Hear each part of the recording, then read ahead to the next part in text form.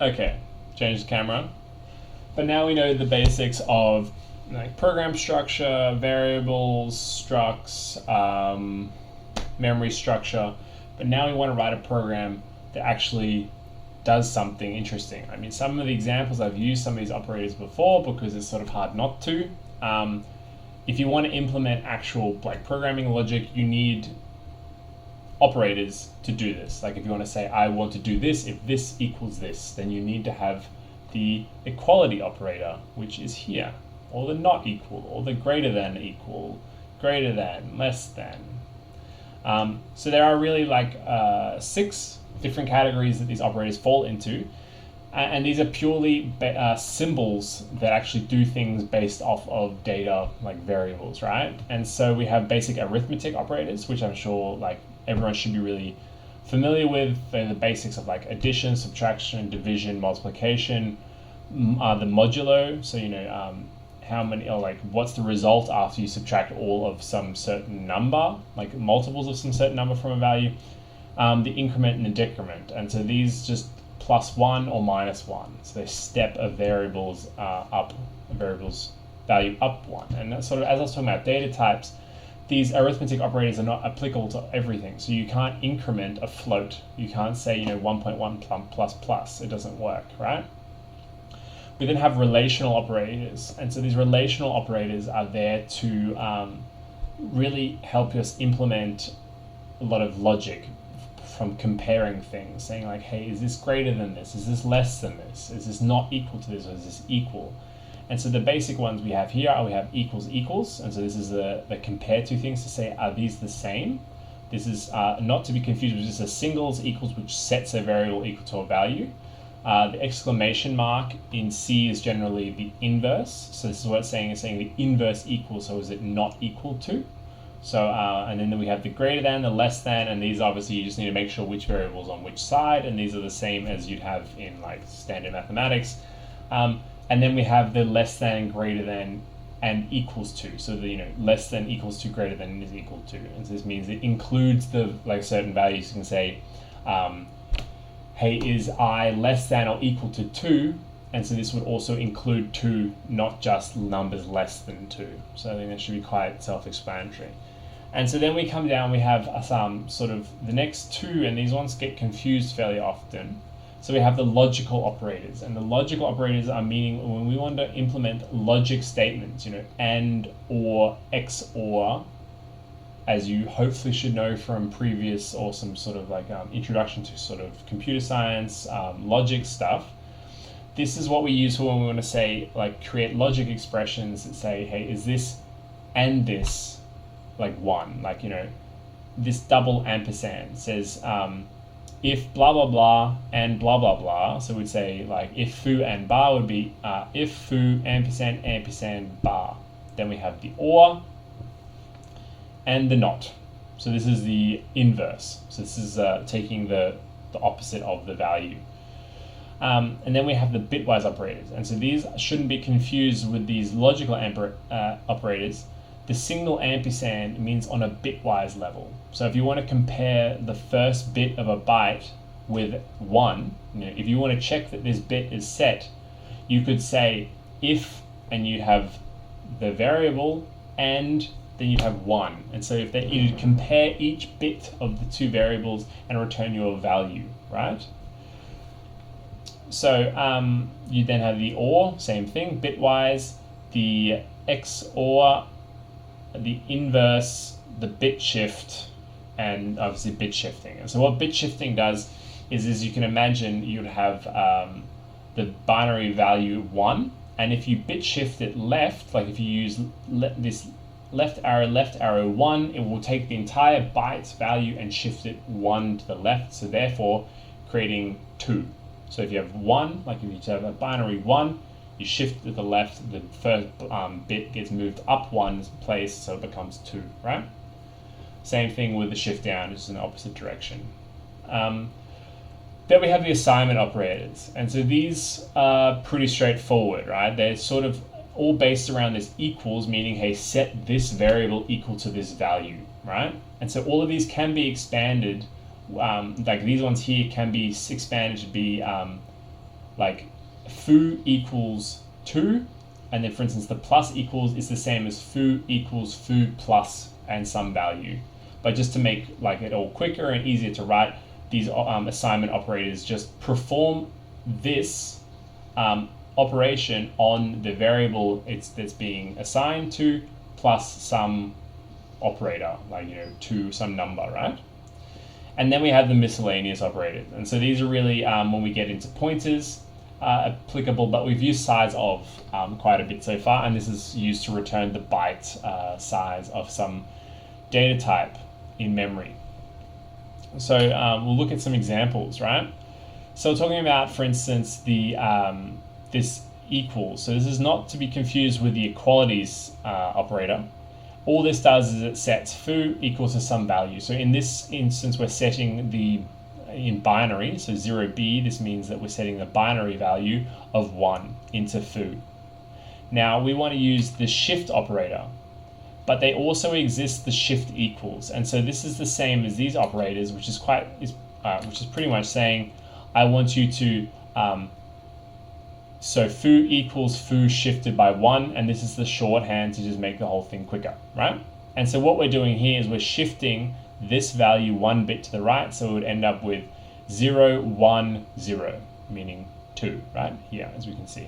And then this is the increment value. So this just means this is the same as doing foo plus equals 1, or foo equals foo plus 1. These are all do the exact same thing, but this is the most common way that you probably increment a value, because it's very explicit and it's very quick and easy to understand as well. So then we have a bitwise OR. So this is not to be confused with the logical operator OR. So we're not saying bar equals the result of this or this, right? So not a logical OR, but a bitwise OR. And so what it's going to do is it's going to go between each bit and say, hey, is this like this bit or this bit? So in this case, we have the first bit here, 1 and 0, ORed. Yes, okay, so it would be true, we get a 1. Second bit, 0, 1, yes, 1. And then we'd have 0, 0. No, there's no, like the OR would evaluate to be false. And so therefore our result would be 1, 1, 0, meaning 3, right? And so we could say if foo equals bar, and then, I mean, if we're looking at the values we have, so bar is now equal to 3, right? We've created 3 here. What we've done is that we've taken 1, we've shifted it up to 2, and then we've made it to 3. So therefore, when we get to this equality evaluation, this operator using the equality operator, we know that foo and bar are equal, and therefore this statement evaluates to true or to 1. And so if true, print this. And so our output would be foo equals bar, because we have made foo equal to 3 and bar equal to 3. So then we'll come down and we'll get to the conditional operators, right? And so these are the ones that I'm sure everyone is sort of familiar with, as they exist in pretty much any programming language. How they're implemented or how they're written syntactically is always a bit different, but the basics of essentially all programming comes down to the use of these conditional operators. And so these means examples, for instance, the if, the else, if, else, if, whatever. And for instance, C also has the switch statement, which I very strongly miss when I'm writing Python code. So the idea is really, as you can see on the picture on the left, that your code will operate or will execute, and you'll get to some condition. As we can see here, for instance, this is a conditional operator, this if here. So it's saying if this condition, right, then do this. And so we'll come down, it will execute, it will hit a condition, it will evaluate the condition. So for us, this evaluated to true, and therefore we took this path and we executed the conditional code, which was printing this string, right? Similarly, if it fails, then it just skips the block. So if here foo didn't equal bar, it would just not print and would continue executing down past the statement, right? So we'll come back and then look at the 5 different sorts of operators. They're essentially split into 2 sort of categories. So we have the ifs, and then we have the switches. So the if is just like the basic Boolean expression saying if some expression evaluates true, meaning some non-zero number, then it will get executed. If it's 0. So one thing that you shouldn't get confused about, this here doesn't have to explicitly equal 1. It just has to not equal 0. So 0 is false, anything non-zero is true, right? So if is just the simple if statement, run some code, as we can see here. The if else is sort of saying, if you were to augment this little branch here and have another block of code here, it's saying, if the condition fails, do this. So it's saying, if condition is true, run my conditional code, else, meaning the condition failed, do this. So it's saying, if this, do one thing, if do this thing. And then you can make it even more you can sort of branch this condition off more and more times by having nested if statements saying, and it's of the structure if, else if, else if, else if, and then optionally at the end you can put an else, right? So it's saying if foo equals 1, do this, if foo equals 2, do this, if foo equals 3, do this, and this would be written if foo equals 1, then some conditional code, else if foo equals 2, some conditional code, else if foo equals 3, some conditional code. And then if you said, hey, I want to do a statement if foo is something completely different, you'd put an else at the end. You'd say else foo, else, no foo, just else, do this, right? But as you can see, for instance, in this example, what I just said, I'm just wanting to check foo's value and do some sort of operation based off of its values. If foo is 1, do this, 2, this, 3, this. And this can be a lot of typing. I mean, you have to put in if this, else if, blah, blah, blah. And it can be quite annoying, just like when I'm writing Python code. And so the idea is that, one thing that I really really appreciate in C is the switch statement. And the switch statement is very similar to this if, else, if, else, if, else, if, where you're always comparing some value, like if foo equals 1, else if foo equals 2, else if foo equals 3. A switch statement is saying, hey, I want to look at the value of foo, and I'm going to give you all of the different cases that it can take. So say your switch statement will say, okay, switch on foo, this is the variable, and I'll have case 1, case 2, case 3. And so these will be, you can put in little code blocks for what happens if foo equals 1, meaning you execute case 1, right? And these can also be nested, meaning you can have switch statements inside of switch statements. And these can all just be nested until whenever, there's no limit, right? So looking back at what I was just explaining, and now we'll go into like an actual typed up example. We can see we have foo equals 2. And so we say if we have, this is essentially this if foo equals 1, if foo equals 2, this is going to evaluate to false because foo doesn't equal 1, foo equals 2. So this was going to be 0, this logic operator, or this evaluation here. So this won't happen. Else if foo equals 2, this is going to be evaluate to true. So this is going to evaluate to 1. And we're going to end up with this printf2 running, and so our output would be 2. And so this is a nested. So if foo equals 1 equals foo is 2, and so if foo is anything else, it'll print this, right? Now we'll see as well, the exact same sort of logic can be implemented using a switch. And so for cases where you only are dealing with the value of a variable, having some like sort of set of predefined values, you're better off to use a switch statement. I forgot the F there. Because this can get really long and messy, but the advantage here is that you can also say you're not limited to the value of one variable. I can say if foo equals 1 and bar equals 2, right? Whereas here you're really switching on one variable, although you can put a logic operation in there. But they're much more tightly coupled because for every case the same logic expression is getting evaluated. Whereas for this, in your nested if loops, you can actually have different logic expressions for each sort of case, if you will. And so the idea here is the exact same thing would happen. Foo gets set to 2. You switch on foo, so it's essentially saying look at the value of foo and what's its value. Like if its value is 1, do this. If its value is 2, is do this. Otherwise, the default do this, right?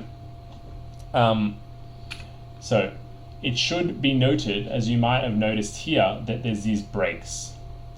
Now, switch cases fall through, and this can be very useful sometimes, but it can also be a bit annoying sometimes if you forget to write a break and then you try to figure out why your program's doing really random stuff. And what fall through means is that in this example here, foo is equal to 1, and so it's going to switch on foo and it's going to enter case 1. So it's going to enter this code and it's going to print 1. But because there's no break, it's going to fall through and continue executing case 2. Because a break, which we'll get to in a minute, actually stops the execution of the current sort of code block loop thing. I don't know what the proper exact terminology is. So in a normal operation, such as this one, it's going to execute this line of code and then it's going to break out of the switch statement. So it's going to manually tell it to leave, which is generally what you want, but not always.